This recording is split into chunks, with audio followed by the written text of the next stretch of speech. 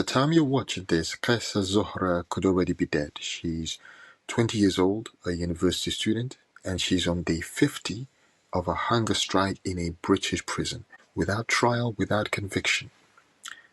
Her heart rate has hit 127 beats per minute.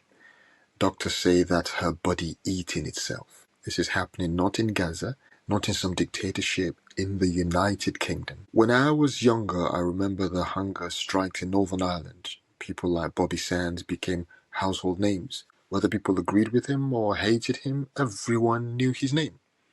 People talked, people argued, people felt something. And they understood this much. When a state drives prisoners to starve themselves, the injustice has already happened. Now look at today. Young people are in jail over Gaza, held on remand for over a year. That is not normal. And barely anyone is talking about it. Kesser isn't a slogan. She's scared of spiders in her cell. She's chained on one arm, ivy drip on the other, writing about home. And the government's response? Silence, deflection.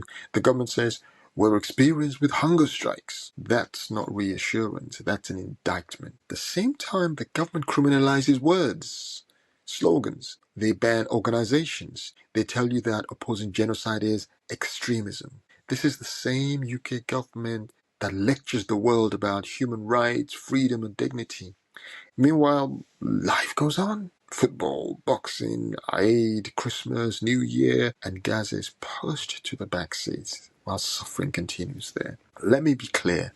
These hunger strikers are not asking for comfort. They're demanding dignity and they might die for it. So here's the question, and don't dodge it.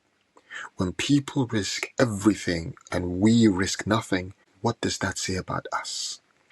The Ummah of Muhammad sallallahu alaihi wasallam was not taught to look away.